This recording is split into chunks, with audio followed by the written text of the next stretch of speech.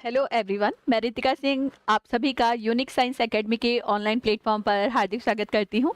तो जैसा कि थर्ड सेमेस्टर मैं बोल सकती हूँ बॉटनी के अंदर प्रॉपरली जो हमारा टॉपिक चल रहा था वो था द पार्ट ऑफ मैं बोल सकती हूँ branch of science in which we study about the micro organism and that is the microbiology, या फिर हिंदी में मैं बोल सकती हूँ कि विज्ञान की वह शाखा जिसके अंतर्गत हम जीवाणुओं का या फिर माइक्रो ऑर्गेनिज्म का या फिर सूक्ष्म जीवों का अध्ययन करते हैं, वो हमारा माइक्रोबायोलॉजी कहलाता है। माइक्रोबायोलॉजी में कुछ इंट्रोडक्टरी पार्ट में हमने जो पढ़ा था वो था आपका कि माइक्रोबायोलॉजी है क्या, मतलब डेफिनेशन हमने डिस्कस करी कि microbiology is the branch of science in which we study about the micro organism. सूक्ष्म जैविकी विज्ञान की वह शाखा होती है जिसके अंतर्गत हम सूक्ष्म जीवों का अध्ययन करते हैं। सूक्ष्म जीव होते क्या हैं? What are the micro organism, what are the micro organism. तो वहां पर हमने पढ़ा था कि basically the organism which can not be seen directly by the naked eyes, यानी ऐसे जीव जिनको सीधे तौर पर नग्न आंखों से देखा नहीं जा सकता, यानी नेक्ड आइज से आप नहीं देख सकते जैसे हम नॉर्मली देखते हैं। तो ऐसे ऑर्गेनिज्म को जो बहुत ज़्यादा स्मॉल होते हैं, बहुत ज़्यादा छोटे होते हैं, इन्हीं को हम माइक्रो का मतलब ही स्मॉल होता है, तो इन्हीं ऑर्गेनिज्म को हम माइक्रो ऑर्गेनिज्म के नाम से जानते हैं। इंग्लिश वाले बच्चे याद रख लेंगे कि the organism which are very smaller and can not be seen with the help of naked eyes are known as the micro organism. After that we have discussed that if you want to see the micro organism, अगर आप सूक्ष्म जीवों को देखना चाहते हो तो आपको सूक्ष्मदर्शी या फिर माइक्रोस्कोप का क्या करना पड़ता है, यूज करना पड़ता है। इसी के साथ में नेक्स्ट पॉइंट जो हमने डिस्कस किया था वो ये किया था कि माइक्रो ऑर्गेनिज्म जो है वो सबसे पहले किसने देखे, तो सबसे पहले सूक्ष्म जीवों को देखने का कार्य जो है या काम जो है वो एंटोनी वॉन ल्यूवेनहॉक ने किया था। वैज्ञानिक का नाम एंटोनी वॉन ल्यूवेनहॉक है, जिन्होंने सबसे पहले माइक्रो ऑर्गेनिज्म को देखा, सबसे पहले बैक्टीरिया को देखा, सबसे पहले प्रोटोजोआ को देखा। और क्योंकि सबसे पहले इन्होंने इन सेल्स को देखा था तो बहुत ज़्यादा स्मॉल थी या छोटी थी ये कोशिकाएं, तो जो एंटोनी वॉन ल्यूवेनहॉक थे उन्होंने इन कोशिकाओं को नाम दे दिया एनिमल क्यूज, या फिर एनिमल क्यूज का मतलब है माइन्यूट ऑर्गेनिज्म या बहुत ज़्यादा सूक्ष्मता जीव। सूक्ष्म जीव नाम जो है वो नहीं दिया था। उसके बाद में मैं बोल सकती हूँ कि properly I can say that अगर आपसे यही पूछे that who is the father of microbiology, who is the father of bacteriology, या फिर who is the father of protozoology, तो तीनों का आंसर सेम रहेगा, एंटोनी वॉन ल्यूवेनहॉक। हिंदी वाले बच्चे याद रखेंगे सूक्ष्म जैविकी के जनक या फिर जीवाणु विज्ञान के जनक या फिर प्रोटोजोआ विज्ञान के जनक जो है वो एंटोनी वॉन ल्यूवेनहॉक होते हैं। ठीक है, आफ्टर दैट इसमें जो टॉपिक हमने पढ़ा वो ये पढ़ा कि जो माइक्रो ऑर्गेनिज्म होते हैं वो आर.एच. व्हिटेकर के क्लासिफिकेशन में कौन से प्लेस पर आते हैं, तो आपको पता है मोनेरा किंगडम के अंदर। और मोनेरा किंगडम के अंदर जितने भी मेंबर्स होते हैं, यानी मोनेरा जगत के अंदर जितने भी सदस्य होते हैं वो सभी के सभी प्रोकैरियोटिक होते हैं, यानी प्रोकैरियोटिक ऑर्गेनिज्म होते हैं, प्रोकैरियोटिक जीव होते हैं। और प्रोकैरियोटिक जीव जो होते हैं वो यूकैरियोटिक जीव से किस तरीके से डिफरेंट होते हैं, किस तरीके से अलग होते हैं, ये हमने लास्ट क्लास के अंदर क्या किया था, डिस्कस किया था। अभी की क्लास में हमारा जो टॉपिक चलेगा वो है रॉबर्ट कोच की अवधारणाएं, जिसे हम कोच की अवधारणा भी कहते हैं या फिर इंग्लिश में कहा जाता है concept of Robert Koch. Robert Koch जो है इन्होंने बैक्टीरिया के फेवर में बहुत सारे एक्सपेरिमेंट किए, यानी जीवाणु के संदर्भ में बहुत सारे प्रयोग किए और सिद्धांत जो है वो प्रतिपादित किए। क्या सिद्धांत बताए, क्या प्रिंसिपल दिए, क्या डिस्कवरी करी, वो सारी चीजें हम पढ़ेंगे अभी। तो हेडिंग डालेंगे इसमें रॉबर्ट कोच की अवधारणाएं, हेडिंग डालेंगे रॉबर्ट कोच की अवधारणाएं। इंग्लिश वाले स्टूडेंट लिखेंगे concept of Robert Koch, concept of Robert Koch, concept of Robert Koch. चलिए इसमें पहला मतलब पॉइंट टू पॉइंट ही चीजें पढ़ेंगे। पहला लिखेंगे germ theory, germ theory, Hindi में कहेंगे रोगाणु सिद्धांत, रोगाणु सिद्धांत। पहला जो पॉइंट पढ़ेंगे वो पढ़ेंगे रोगाणु सिद्धांत। क्या होता है रोगाणु सिद्धांत वो देखेंगे हम यहाँ पर, है ना। रोगाणु या जो रोगाणु सिद्धांत है वो क्या होता है वो हम देखेंगे। तो लिखेंगे कोई भी रोग ऑब्लिक करके बीमारी, कोई भी रोग ऑब्लिक करके बीमारी किसी ना किसी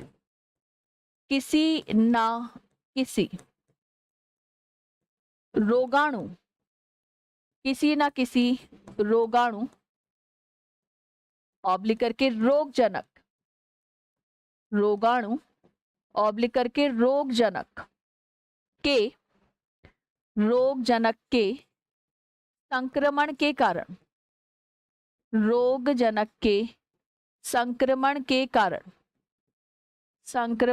कारण उत्पन्न होती है, संक्रमण के कारण उत्पन्न होती है।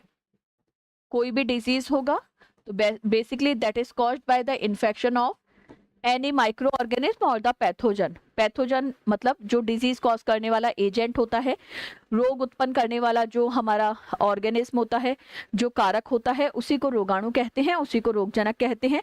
तो अगर रोगाणु सिद्धांत या फिर जो जर्म थ्योरी है वो कह क्या रही है कि बेसिकली जो डिजीज कॉज होता है, कोई भी डिजीज हो XYZ, वो डिजीज जो है वो किसी ना किसी पैथोजन के इन्फेक्शन की वजह से कॉज होता है, और पैथोजन को ही हम जर्म के नाम से भी जानते हैं। तो इंग्लिश वाले हिंदी वाले बच्चे तो एज इट इज देख के लिख लेंगे, इंग्लिश वाले स्टूडेंट लिखेंगे basically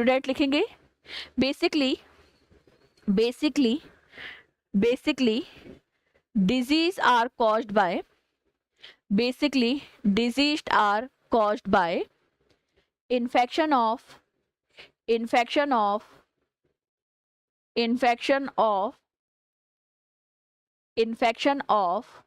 germs, germs ऑब्लिक करके पैथोजन, ब्रैकेट में लिख लेंगे डिजीज कॉजिंग एजेंट्स,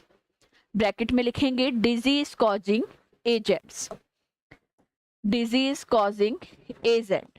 चलिए सेकंड पॉइंट लिखेंगे इसमें अवधारणा,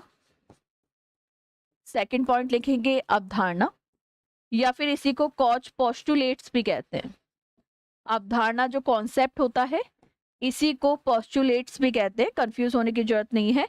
आपसे क्वेश्चन यही पूछे कॉज पोस्टुलेट क्या है या कॉज की अभिधारणा जो है वो क्या है, तो उसमें कंफ्यूज होने की आवश्यकता नहीं है। ठीक है, इसमें लिखेंगे कॉज द्वारा जिन प्रक्रियाओं के क्रम के आधार पर, कॉज के द्वारा जिन प्रक्रियाओं के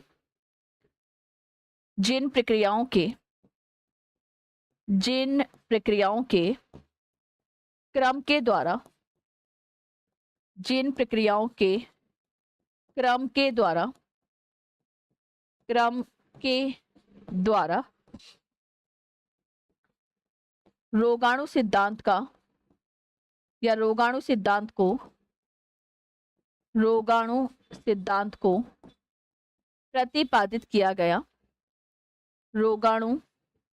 सिद्धांत को प्रतिपादित किया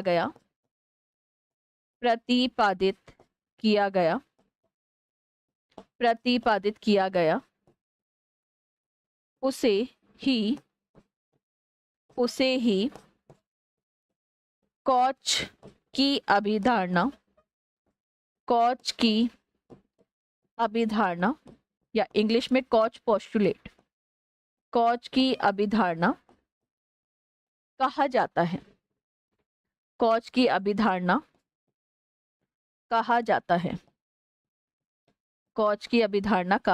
है,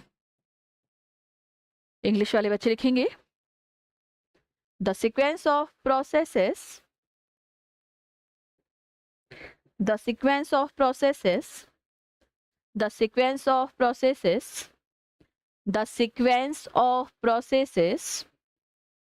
by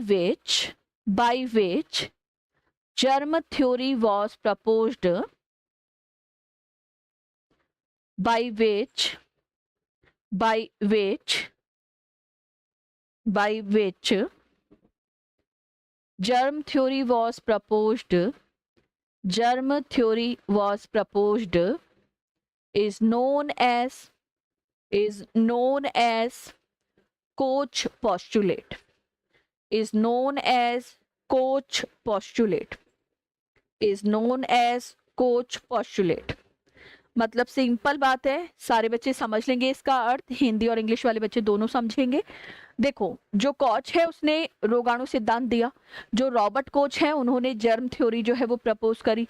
जर्म थ्योरी में उन्होंने कहा क्या, जर्म थ्योरी में बात तो इतनी सी की गई कि बेसिकली कोई भी डिजीज जो होता है वो जर्म्स के थ्रू या पैथोजन के थ्रू या रोगजनक के कारण क्या होता है, उत्पन्न होता है। मतलब अगर कोई भी डिजीज होगा तो उसका कोई ना कोई पैथोजन या कोई जर्म या कोई ना कोई रोगाणु जो है वो रेस्पॉन्सिबल होगा, उत्तरदायी होगा।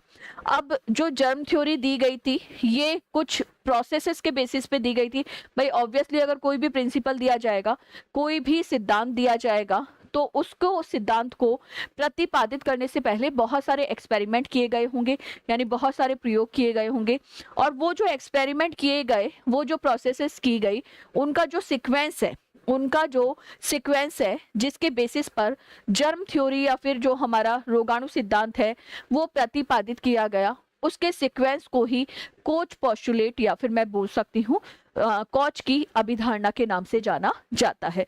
तो ये पॉइंट जो है वो आपको याद रखना है। उम्मीद करती हूँ हिंदी वाले बच्चों ने जो है वो ये पॉइंट जो है वो मेंशन कर लिया होगा। ठीक है, चलिए नेक्स्ट पॉइंट लिखेंगे, किसी भी रोग के लक्षण। नेक्स्ट पॉइंट लिखेंगे, किसी भी रोग के लक्षण, किसी भी रोग के लक्षण, रोग के लक्षण उस रोगजनक, किसी भी रोग के लक्षण उस रोगजनक के शरीर में, उस रोगजनक के शरीर में उपस्थित होने के कारण, उपस्थित होने के कारण, उपस्थित होने के कारण उत्पन्न होते हैं, उपस्थित होने के कारण उत्पन्न होते हैं, उत्पन्न होते हैं, उत्पन्न होते हैं। अब इसका मतलब क्या है वो भी सुन लेंगे। बेसिकली मान लो हमारी बॉडी में कोई डिजीज सिम्टम्स जो है वो दिखाई दे रहे हैं, हमारे शरीर में किसी भी रोग के लक्षण जो है वो दिखाई दे रहे हैं, तो इसका मतलब ये है कि उस रोग का जो रोगजनक है, यानी उस डिजीज के लिए जो रेस्पॉन्सिबल जर्म है या पैथोजन है, वो ऑब्वियसली हमारी बॉडी के अंदर क्या है, प्रेजेंट है। सिंपल मतलब है कि अगर हमारे शरीर पर किसी भी रोग के लक्षण दिखाई दे रहे हैं, किसी भी डिजीज के सिम्टम्स जो हैं वो अपीयर हो रहे हैं, दैट मीन उस डिजीज का जो पैथोजन है या जर्म है वो हमारी बॉडी के अंदर क्या है, प्रेजेंट है। तो यही हमारा पॉइंट जो है इसके अंदर मेंशन करना है। तो इंग्लिश वाले बच्चे लिखेंगे, इंग्लिश वाले बच्चे लिखेंगे symptom of any disease, symptom of any disease, symptom of any disease, any disease appears, symptom of any disease appear due to the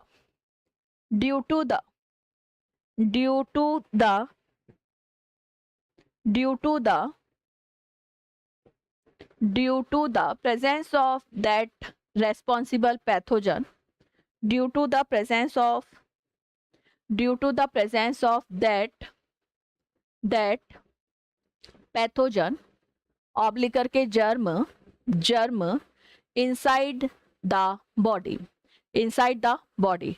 मतलब किसी भी डिजीज के सिम्टम अगर दिखाई दे रहे हैं, इसका मतलब उसका जो रेस्पॉन्सिबल पैथोजन है, जो रोगजनक है, जो जर्म है, वो हमारी बॉडी के अंदर क्या होगा, प्रेजेंट होगा। चलिए ठीक है, इतनी बात हमने कर ली है ना। तो ये हो गया हमारी कोच की अभिधारणा का पॉइंट। इसी में लिखेंगे, इसी में और पॉइंट लिखेंगे, कोच की अभिधारणा से संबंधित अन्य मुख्य बिंदु, कोच की अभिधारणा से संबंधित अन्य मुख्य बिंदु, अन्य मुख्य बिंदु। इंग्लिश वाले स्टूडेंट लिखेंगे other important points, other important points other important points related to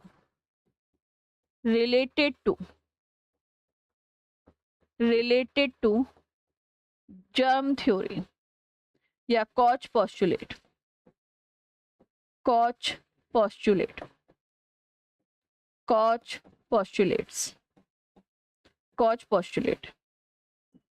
ठीक है, कुछ अदर पॉइंट्स देखने हैं जो आपके Koch postulate से मैं बोल सकती हूँ रिलेटेड होते हैं, वो हमें देखना है। ठीक है, चलिए पहला पॉइंट लिखेंगे, रोगाणु यानी जर्म, ऑब्लिक करके पैथोजन। हिंदी वाले बच्चे रोगजनक भी लिख लेंगे, रोगजनक को रोगी के शरीर से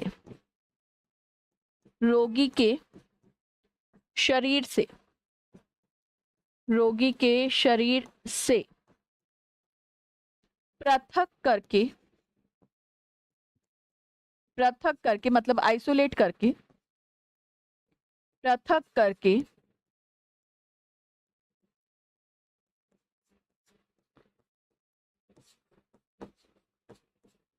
कृत्रिम शुद्ध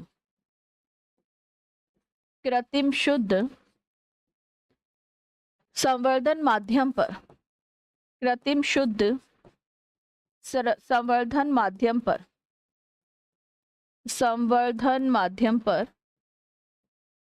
विकसित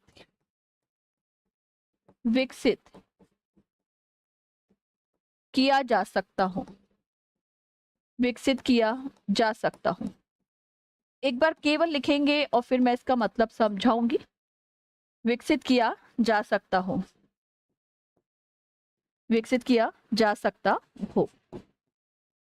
ठीक है, विकसित किया जा सकता हो। इंग्लिश वाले स्टूडेंट लिखेंगे,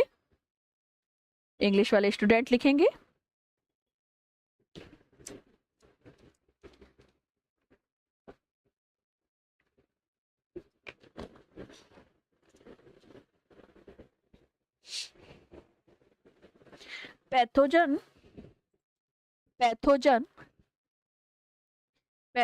ऑब्लिक करके germ, can be grown on artificial pure nutrient medium,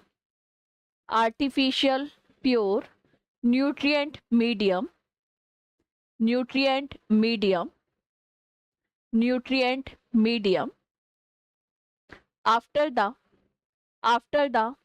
isolation from affected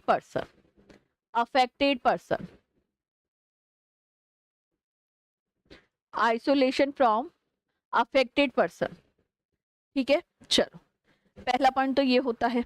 ठीक है, अब इसको पहले समझ लेते हैं क्या मतलब है, फिर अपन चलते हैं आगे। इधर ध्यान देंगे, मान लेते हैं ये कोई ह्यूमन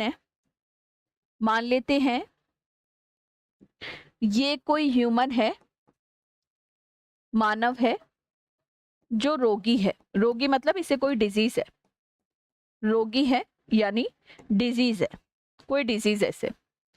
अब अगर ह्यूमन को या मानव को कोई डिजीज है तो अभी ऊपर कोच पोस्टुलेट में हमने यही पढ़ा कि इसके अंदर कोई ना कोई रोगाणु या फिर जर्म उपस्थित होगा, यानी कोई ना कोई जर्म या फिर उसका पैथोजन जो है वो प्रेजेंट होगा। ऑब्वियसली डिजीज है तो कोई ना कोई रेस्पॉन्सिबल पैथोजन होगा वहां पर जो डिजीज कॉजिंग होगा। अब क्या मतलब है वो सुनेंगे सारे बच्चे। एक मैं कांच की कटोरी बना रही हूं, यहाँ पर ये कांच की कटोरी मैंने बना दी, कांच की कटोरी, और इस कांच की कटोरी को कहा जाता है पेट्री डिश। इस कांच की कटोरी को कहा जाता है पेट्री डिश। हिंदी और इंग्लिश में सेम रहता है, पेट्री डिश। अब क्या करना है मुझे, मैंने इस पेट्री डिश के अंदर कृत्रिम खाना भर दिया। कृत्रिम खाना भर दिया मैंने इस पेट्री डिश के अंदर कृत्रिम खाना भर दिया। मान लो, आई थिंक ये विजिबल है कलर, हाँ चलो दिख रहा है ना। तो मैंने इस इस पेट्री डिश के अंदर कृत्रिम खाना भर दिया, येलो कलर से आपको दिख रहा है। और इस खाने को ही हम कहेंगे कृत्रिम पोषक माध्यम। कृत्रिम पोषक माध्यम, या फिर इंग्लिश में कहा जाता है आर्टिफिशियल न्यूट्रिएंट मीडियम।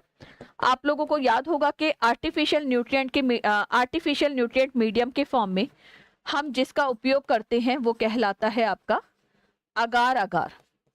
अगार अगार, कुछ नहीं ध्यान रखना, केवल ये क्या है आपको ये याद रखना है, ये कृत्रिम खाना है, यानी आर्टिफिशियली हमने न्यूट्रिएंट बनाया है, खाना बनाया है, ताकि इसका जो पैथोजन है उसको हम उसके ऊपर ग्रो कर पाए, यानी उसको संवर्धित कर पाए।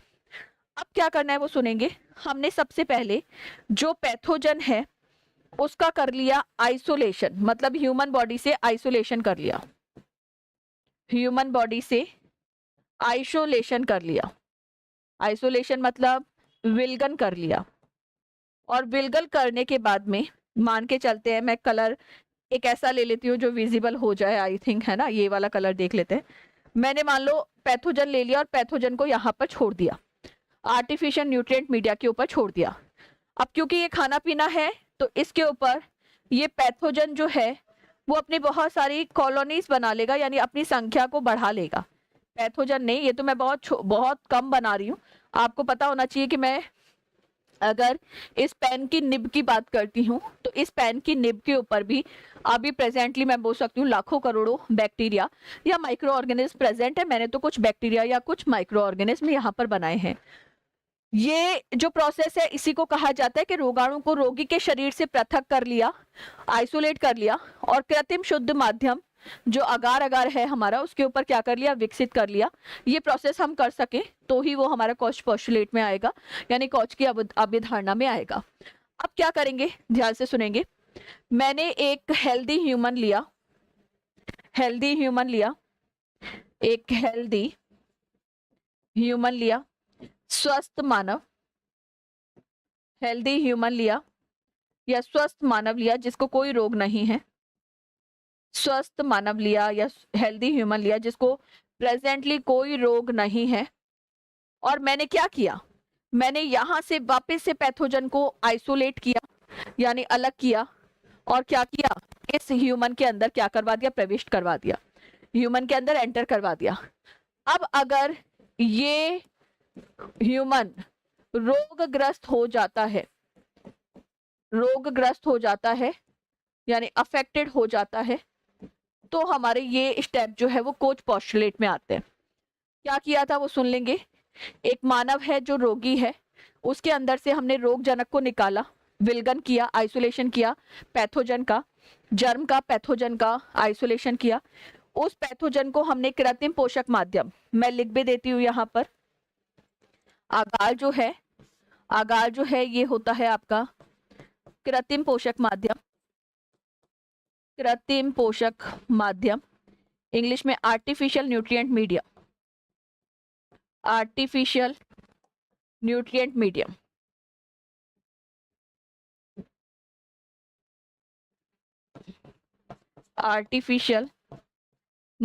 मीडियम पर इंट्रोड्यूस करवाया।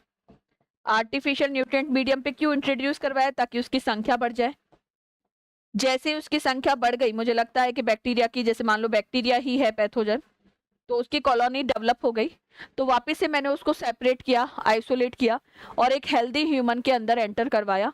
और अगर हेल्दी ह्यूमन पे वापस से डिजीज कॉज हो गया तो ये हमारा पूरा स्टेप आता है कॉच पोस्टुलेट का, या फिर जिसे हम कोच की अवधारणा के नाम से जानते हैं। तो एक बार जो मैंने लिखा है उसको एज इट इज लिख लेंगे, ताकि आगे के मैं जितने भी पॉइंट्स आपको लिखाऊंगी वो सारे क्लियर हो जाएंगे। तो एक बार जल्दी से ये जो बनाए हैं इसको मेंशन करेंगे।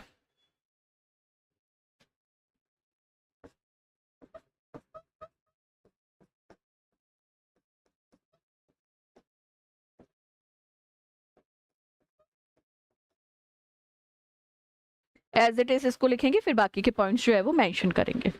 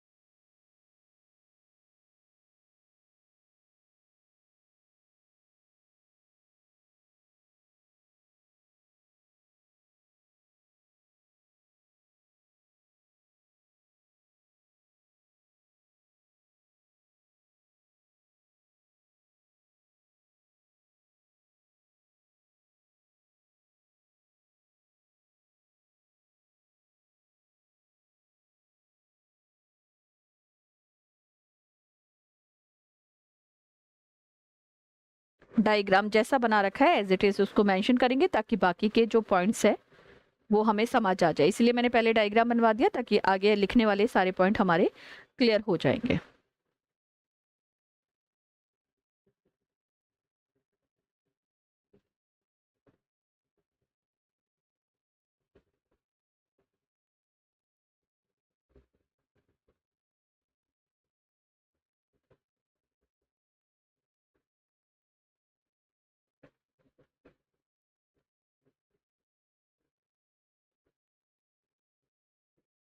चलिए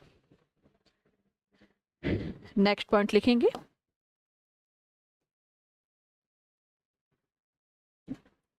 शुद्ध संवर्धन माध्यम से प्राप्त शुद्ध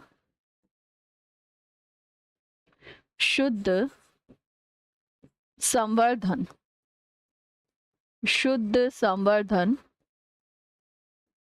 प्योर कल्चर मीडियम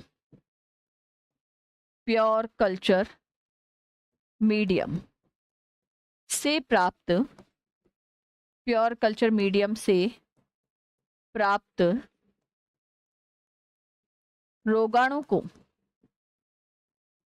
रोगाणु या जर्म को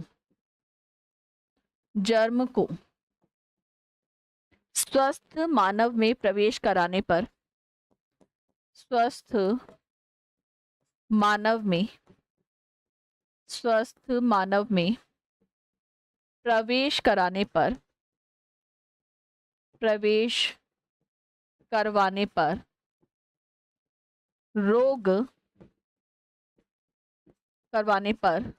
रोग अवश्य होना चाहिए। मतलब अगर पैथोजन को आप प्योर कल्चर से लेकर किसी हेल्दी ह्यूमन के अंदर एंटर करवा रहे हो, किसी स्वस्थ मानव के अंदर प्रविष्ट करवा रहे हो, तो उस हेल्दी ह्यूमन में भी रोग जो है या डिजीज जो है वो कॉज होना चाहिए, है ना। तो स्वस्थ मानव में प्रवेश करवाने पर रोग अवश्य उत्पन्न होना चाहिए, ये लिख लेंगे, रोग अवश्य उत्पन्न होना चाहिए, रोग अवश्य उत्पन्न होना चाहिए। ठीक है, इंग्लिश वाले बच्चे लिखेंगे, इंग्लिश वाले स्टूडेंट लिखेंगे, when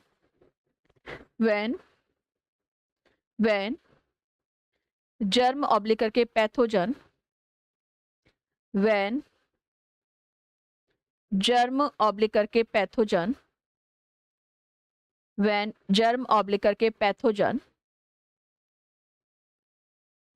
which is isolated from pure culture, which is isolated from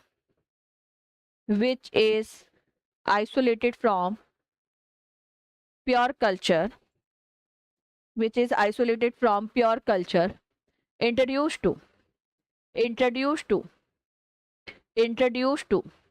healthy human oblique करके plant, healthy human ऑब्लिक करके plant, it should cause the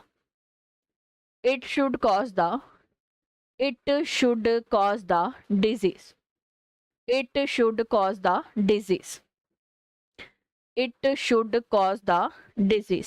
मतलब दोबारा से डिजीज जो है वो कॉज होना चाहिए। दोबारा से डिजीज जो है वो कॉज होना चाहिए, दोबारा से डिजीज जो है वो कॉज होना चाहिए। चलिए, और नेक्स्ट पॉइंट लिखेंगे, नेक्स्ट पॉइंट लिखेंगे, नेक्स्ट पॉइंट लिखेंगे, इस रोगाणु को, इस रोगाणु या जर्म को पुनः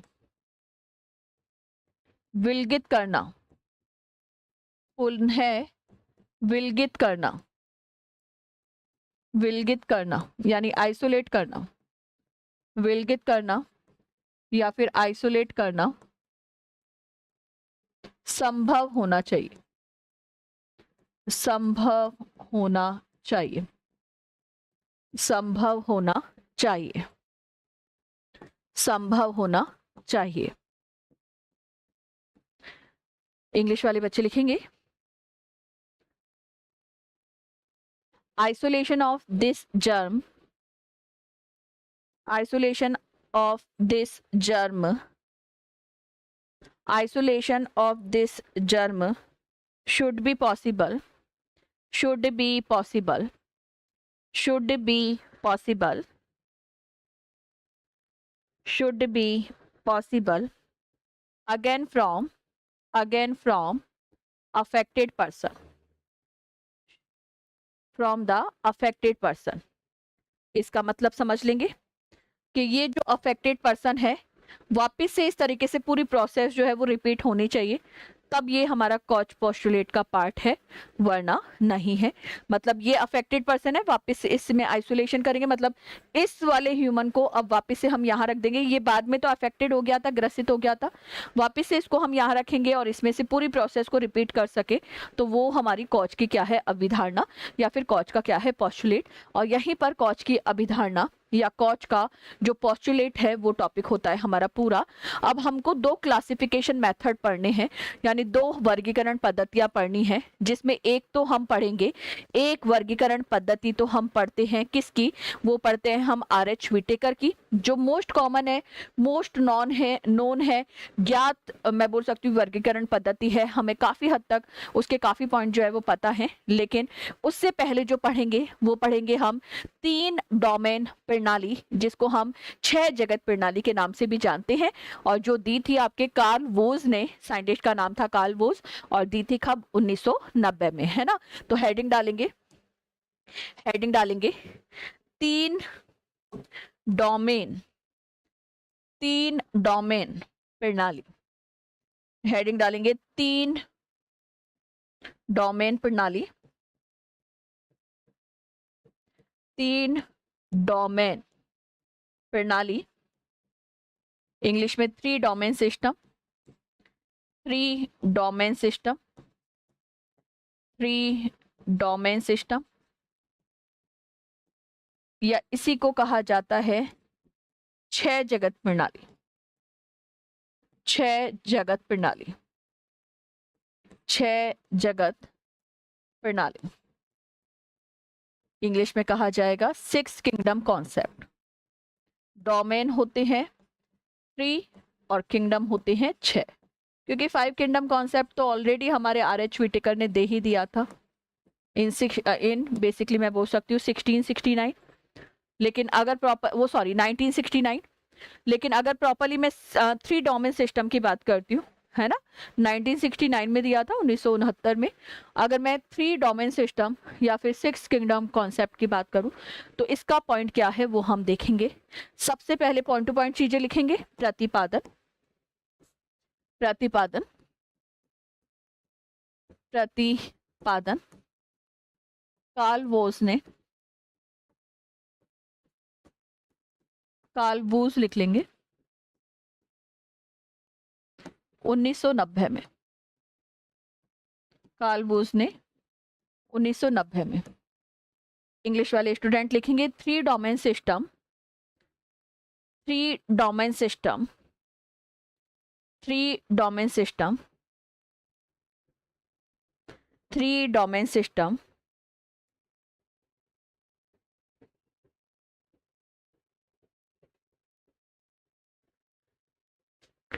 three domain system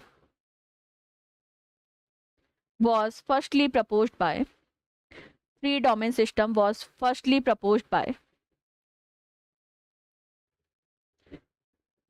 three domain system was firstly proposed by Carl Woese in 1990 in 1990 Hindi वाले बच्चों ने लिख लिया होगा। तीन डोमेन प्रणाली का प्रतिपादन सर्वप्रथम तीन डोमेन प्रणाली का प्रतिपादन सर्वप्रथम कार्ल वूस ने 1990 में कार्ल वूस ने 1990 में किया।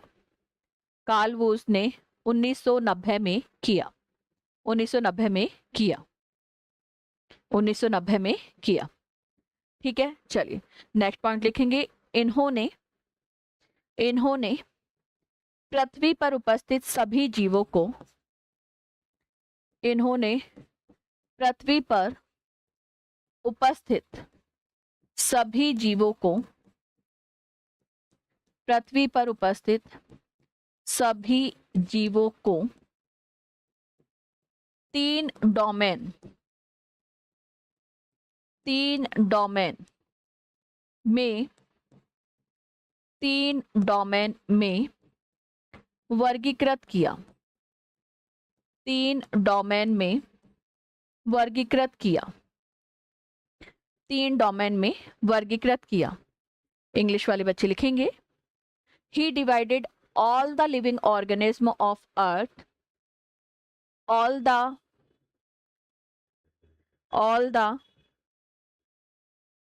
living organism of earth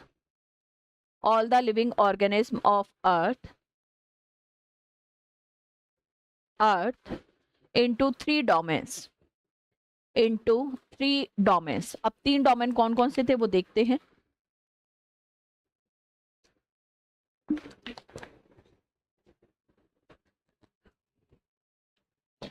लिखेंगे डोमेन और फिर तीन में डिवाइड करेंगे। डोमेन फिर तीन डोमेन में डिवाइड कर देंगे।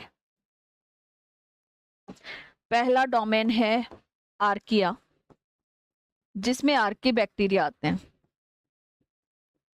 पहला डोमेन है आर्किया। दूसरा है, पहला डोमेन जो है वो आर्किया है। वैसे आपको पता होगा कि जो हमारा, मैं बोल सकती हूँ, जो हमारा मोनेरा किंगडम होता है, मोनेरा जगत होता है, उसमें मोनेरा किंगडम में दोनों बैक्टीरिया आ जाते हैं आपके, नॉर्मली आर्के बैक्टीरिया और यू बैक्टीरिया। यहाँ पर आर्किया को अलग कर दिया जिसमें आर्के बैक्टीरिया आता है, और बाकी के जितने भी बैक्टीरिया हैं उनको सेकंड डोमेन में रख दिया। और सेकंड डोमेन था बैक्टीरिया। तो एक ग्रुप हो गया आर्किया, दूसरा हो गया बैक्टीरिया, और तीसरा हो गया यूकैरियोटा।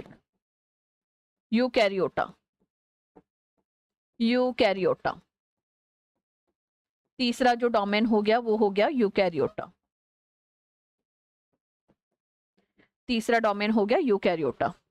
तो ये तो हो गया तीन डोमेन।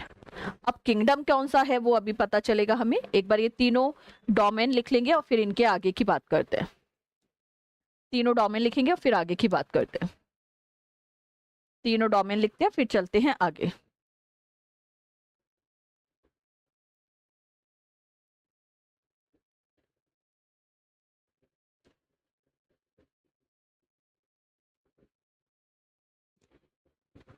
ठीक है, चलिए पहला आर्किया में लिखेंगे।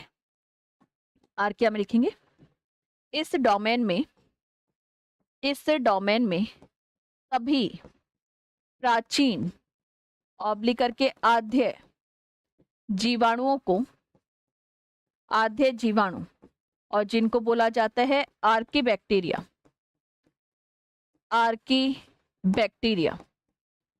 को सम्मिलित किया जाता है। आर्के बैक्टीरिया को सम्मिलित किया जाता है। In this domain all ancient ancient मतलब प्रिमिटिव, तो all ancient, ANCIENT, ancient, all ancient oblique करके primitive, primitive, primitive, primitive bacterias, primitive bacterias dash करके लिखेंगे archae bacteria, archae bacteria, archae bacteria.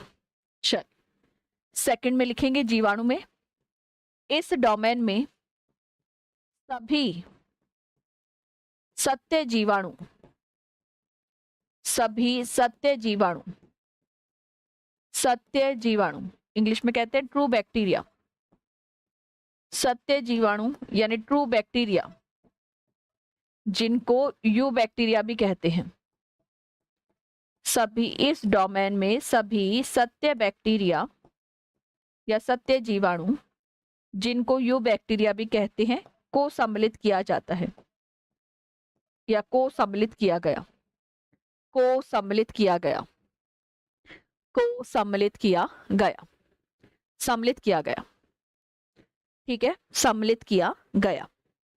English वाले बच्चे लिखेंगे all, all true bacteria, all true bacteria oblique करके eu bacteria, eu bacteria, eu bacteria are included in, included in, included in this domain, included in this domain, included in this domain। चलिए next में लिखेंगे Eukaryota में, इस domain में, इस domain में सभी सभी यूकैरियोटिक, सभी यूकैरियोटिक जीवों से संबंधित, सभी यूकैरियोटिक जीवों से संबंधित जगत को या जगतों को, जगतों मतलब किंगडम्स, जगतों यानी किंगडम्स को, किंगडम्स को सम्मिलित किया गया, जगतों को या किंगडम्स को सम्मिलित किया गया, सम्मिलित किया गया। इंग्लिश वाले बच्चे लिखेंगे all the kingdoms, all the kingdoms, all the kingdoms which have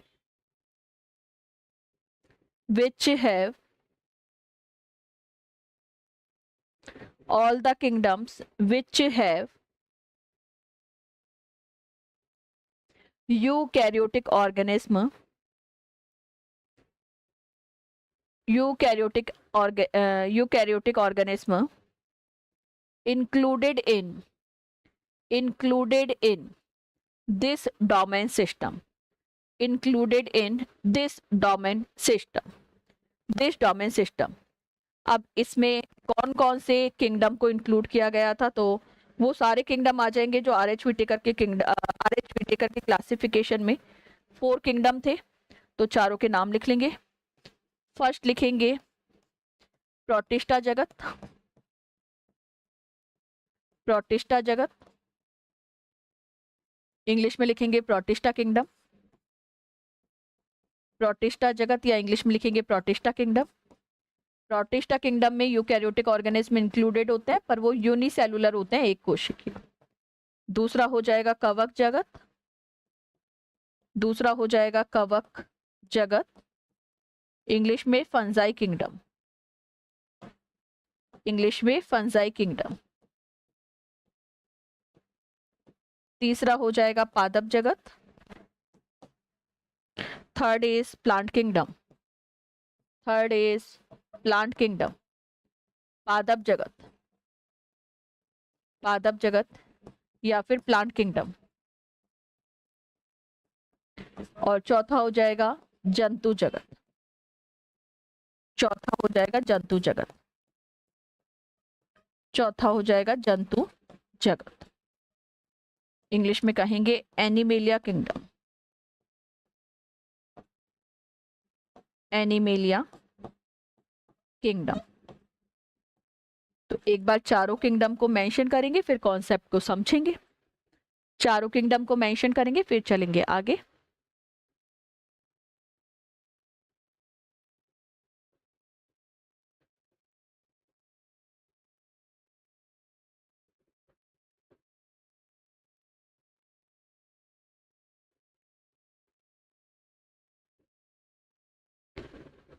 पहला है प्रोटिस्टा किंगडम, प्रोटिस्टा जगत। दूसरा है फंजाई किंगडम यानी कवक जगत। तीसरा है प्लांटी किंगडम, प्लांटी किंगडम। तीसरा है प्लांटी किंगडम या फिर पादप जगत।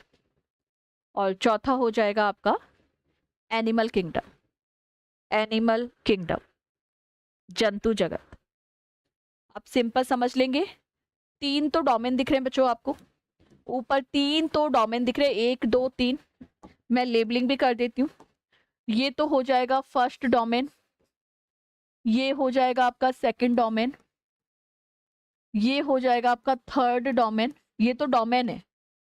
और अगर मैं किंगडम की बात करूंगी यानी जगत की बात करूंगी, तो जगत की लेबलिंग हो जाएगी तीन। मैं बोल सकती हूँ आपके किंगडम हो गए 1 2 और 3, डोमेन हो गए।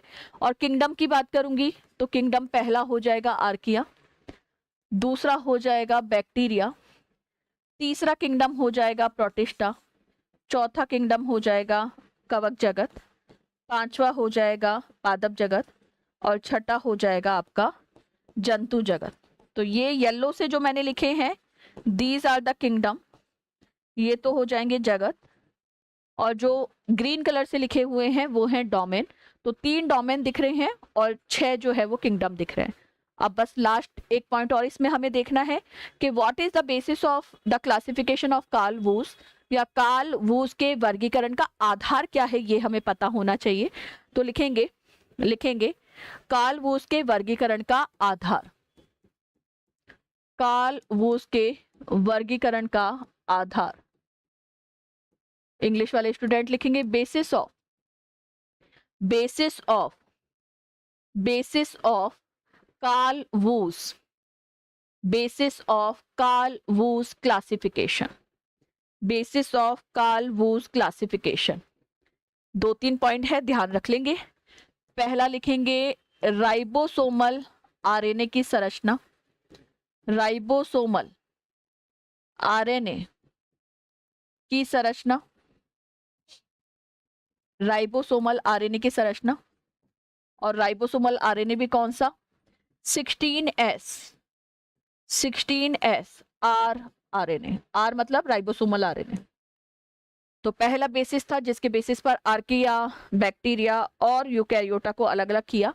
यूकैरिया भी लिखा हुआ मिल सकता है, उसमें कंफ्यूज नहीं होना। तो वो है structure of ribosomal RNA, structure of ribosomal RNA, structure of ribosomal RNA. और ब्रैकेट में लिखेंगे 16S R RNA, 16S R RNA. ठीक है। दूसरा लिखेंगे कोशिका झिल्ली में, दूसरा लिखेंगे कोशिका झिल्ली में, कोशिका झिल्ली में लिपिड की संरचना, कोशिका झिल्ली में लिपिड की संरचना, कोशिका झिल्ली में लिपिड की संरचना। इंग्लिश वाले बच्चे लिखेंगे structure of lipid in cell membrane, structure of lipid, structure of lipid in cell membrane, cell membrane, cell membrane, structure of lipid in cell membrane.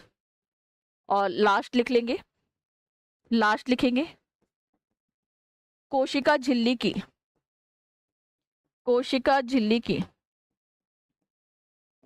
कोशिका झिल्ली की प्रतिजैविकों के प्रति, कोशिका झिल्ली की प्रतिजैविकों, प्रतिजैविक मतलब एंटीबायोटिक्स, एंटीबायोटिक्स के प्रति, एंटीबायोटिक्स के प्रति संवेदनशीलता, एंटीबायोटिक्स के प्रति संवेदनशीलता मतलब एंटीबायोटिक के फेवर में क्या रेस्पॉन्स दिखाती है सेल मेम्ब्रेन वो। तो लिखेंगे sensitivity sensitivity sensitivity of cell membrane, sensitivity of cell membrane towards the, sensitivity of cell membrane towards the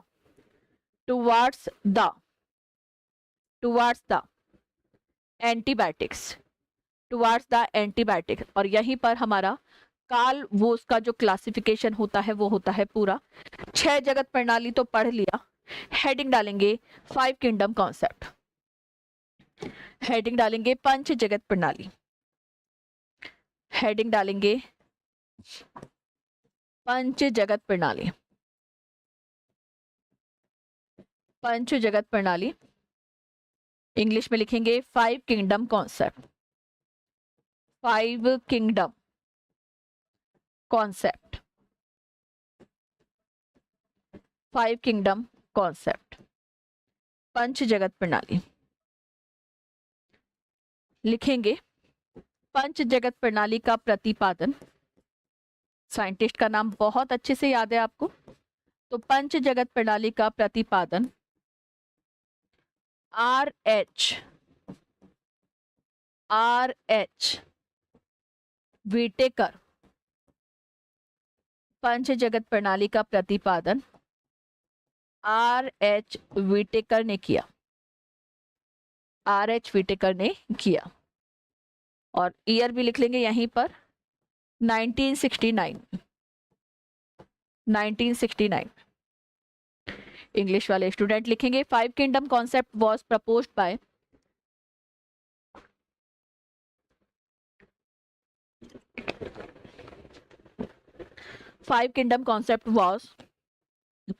bye R H Whittaker in 1969। in 1969। चलिए नेक्स्ट पॉइंट लिखेंगे, इन्होंने पृथ्वी पर उपस्थित सभी जीवों को, इन्होंने पृथ्वी पर उपस्थित सभी जीवों को 5 जगतों में बांटा। इन्होंने पृथ्वी पर उपस्थित सभी जीवों को 5 जगतों में बांटा, 5 जगतों में बांटा। He divided all the living organism present on earth, he divided all the living organism present on earth into 5 kingdoms, into 5 kingdom। अब 5 जगत के नाम जो है वो मेंशन करेंगे साथ के साथ। पहला हो जाएगा मोनेरा जगत, सबकी डिटेल भी देखनी है हमें। तो पहला हो जाएगा मोनेरा जगत, इंग्लिश में हो जाएगा मोनेरा किंगडम, मोनेरा जगत या फिर इंग्लिश में मोनेरा किंगडम। दूसरा हो जाता है प्रोटिस्टा किंगडम या प्रोटिस्टा जगत, सेकंड इज प्रोटिस्टा जगत, इंग्लिश में protista kingdom, protista kingdom. Third हो जाएगा कवक जगत, तीसरा जो होता है वो हो जाता है कवक जगत, कवक जगत, इंग्लिश में फंजाई किंगडम, कवक जगत या इंग्लिश में फंजाई किंगडम। चौथा हो जाता है पादप जगत, पादप जगत, इंग्लिश में प्लांटी किंगडम, पादप जगत या प्लांटी किंगडम। और लास्ट हो जाएगा 5वां जंतु जगत, जंतु जगत, इंग्लिश में एनिमल किंगडम, जंतु जगत या इंग्लिश में एनिमेलिया भी बोल देते हैं, एनिमल किंगडम भी बोल देते हैं। तो एनिमेलिया किंगडम या एनिमल किंगडम, एनिमेलिया किंगडम या एनिमल किंगडम, ये पांचों जगत लिखेंगे और फिर देखेंगे इनकी डिटेल। पांचों जगत लिखेंगे और फिर देखेंगे इनकी डिटेल।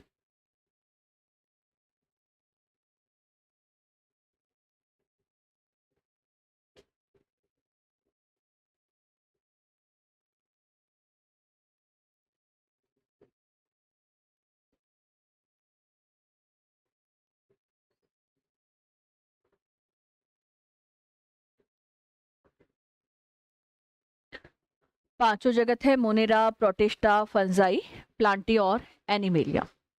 अब इनकी देखेंगे डिटेल, और डिटेल देखेंगे सबसे पहले पहले किंगडम की। पहला किंगडम है मोनेरा जगत। पहला जो जगत है वो है मोनेरा किंगडम, मोनेरा जगत, या इंग्लिश में कहेंगे मोनेरा किंगडम। Monera kingdom.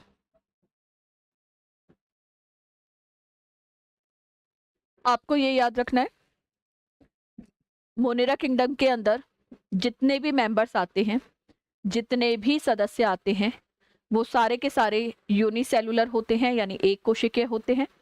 और अगर मैं उनके सेलुलर ऑर्गेनाइजेशन की बात करती हूँ, यानी उनके कोशिकीय संगठन की अगर हम बात करते हैं, तो कोशिकीय संगठन के आधार पर वो प्रोकैरियोटिक होते हैं। ठीक है, तो पहला पॉइंट लिखेंगे, सभी एक कोशिकीय जीव सम्मिलित, सभी एक कोशिकीय जीव सम्मिलित, सभी एक कोशिकीय जीव सम्मिलित। इंग्लिश वाले स्टूडेंट लिखेंगे all unicellular organism are included, all unicellular organism are included, all unicellular organism are included. दूसरा लिखेंगे प्रोकैरियोटिक जीव, प्रोकैरियोटिक जीव, प्रोकैरियोटिक होते हैं। प्रोकैरियोटिक क्या होते हैं वो ऑलरेडी हम पढ़ चुके हैं। तो प्रोकैरियोटिक जीव सम्मिलित, प्रोकैरियोटिक जीव सम्मिलित यूनिसेलुलर होते हैं और प्रोकैरियोटिक होते हैं। सेकंड थर्ड पॉइंट लिखेंगे, ये सर्वव्यापी होते हैं, ये सर्वव्यापी होते हैं, अर्थात प्रत्येक आवास में उपस्थित होते हैं। ये सर्वव्यापी होते हैं अर्थात प्रत्येक आवास में उपस्थित होते हैं, अर्थात प्रत्येक आवास में उपस्थित होते हैं। They are cosmopolitan in nature, they are cosmopolitan in nature, cosmopolitan in nature, they are cosmopolitan in nature, और डैश करके लिखेंगे प्रेजेंट एवरीवेयर, मतलब हर जगह उपस्थित होते हैं। ठीक है, नेक्स्ट पॉइंट लिखेंगे, ये उपापचयी रूप से, ये उपापचयी रूप से बहुत अधिक विविधता, बहुत अधिक विविधता प्रदर्शित करते हैं। बहुत अधिक विविधता, विविधता मतलब अलग अलग टाइप के न्यूट्रिशन दिखाते हैं, तो विविधता प्रदर्शित करते हैं, बहुत अधिक विविधता प्रदर्शित करते हैं। इंग्लिश वाले स्टूडेंट लिखेंगे दे शो हाई मेटाबॉलिक, दे शो हाई मेटाबॉलिक डाइवर्सिटी, दे शो हाई मेटाबॉलिक डाइवर्सिटी, दे शो हाई मेटाबॉलिक डाइवर्सिटी, दे शो हाई मेटाबॉलिक डाइवर्सिटी, मतलब न्यूट्रिशन के बहुत सारे मोड शो करते हैं। और नेक्स्ट पॉइंट लिखेंगे, इनमें जनन, इनमें जनन सरलतम विधि, सरलतम विधि, सरलतम विधि, सरलतम विधि, और विधि हो जाएगी वो द्विविखंडन।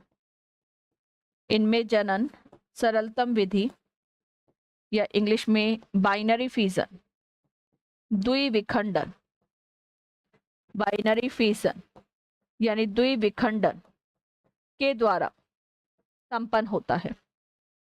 रिप्रोडक्शन जो है वो बाइनरी फिजन का मतलब क्या है? One bacterial cell get divided into two bacterial cell. एक जीवाणु कोशिका टूटकर दो जीवाणु कोशिकाओं का निर्माण करेगी, तो इसी को हम बाइनरी फिजन के नाम से जानते हैं। तो इंग्लिश वाले स्टूडेंट लिखेंगे दे show the simplest method of reproduction, they show the simplest method of reproduction, they show the simplest method of reproduction known as binary fission. They show the simplest method of reproduction binary fission. Binary fission में one bacterial cell get divided into two cells. ठीक है, चलिए next point लिखेंगे इस जगत में सभी सूक्ष्म जीव, इस जगत में सभी सूक्ष्म जीव ऑब्लिक करके जीवाणु सम्मिलित होते हैं। सभी सूक्ष्म जीव ऑब्लिक करके जीवाणु सम्मिलित होते हैं। In this kingdom, Monera kingdom की हम बात कर रहे हैं, तो in this kingdom all microorganism oblique करके bacteria are, all microorganism oblique करके bacteria are included, bacteria are included. फिर भी दोबारा से एक बार और एग्जाम्पल लिख लेंगे। पहला लिखेंगे micro organism, first example is micro organism यानी सूक्ष्म जीव। दूसरा लिखेंगे बैक्टीरिया, दूसरा जो एग्जाम्पल है दैट इज बैक्टीरिया, जीवाणु। तीसरा जो एग्जाम्पल है वो बैक्टीरिया का ही है जिसे हम नीलहरी शैवाल कहते हैं, नीलहरी शैवाल ऑब्लिक करके साइनोबैक्टीरिया, नीलहरी शैवाल ऑब्लिक करके साइनोबैक्टीरिया, साइनोबैक्टीरिया। इंग्लिश में लिख लेंगे blue green algae, cyanobacteria, blue green algae oblique करके साइनोबैक्टीरिया। और नेक्स्ट हो जाएगा आपका mycoplasma. Next example is mycoplasma. Detail से पढ़ना है इनको हमें आगे, तो next example is mycoplasma, next example is mycoplasma. और यहीं पर हमारा मोनेरा किंगडम होता है पूरा, यानी मोनेरा जगत होता है पूरा। And in next class we will discuss about the protista, fungi, plantae and animalia. मतलब अगली क्लास के अंदर हम प्रोटिस्टा जगत देखेंगे, कवक जगत देखेंगे, पादप जगत देखेंगे और जंतु जगत देखेंगे। और इतने जगत देखने के बाद में हमारा जो RH व्हिटेकर का क्लासिफिकेशन है या RH व्हिटेकर का वर्गीकरण है वो हो जाएगा कंप्लीट। और उसके बाद में हम डिटेल से पढ़ेंगे कि वायरस जो सेल थ्योरी को फॉलो नहीं करते उनकी स्ट्रक्चर्स वगैरह, एंड जो माइकोप्लाज्मा बैक्टीरिया है इनको भी हमें डिटेल से पढ़ना है, वो पढ़ेंगे सब हम नेक्स्ट क्लास के अंदर। अभी के लिए इतना ही, थैंक यू सो मच।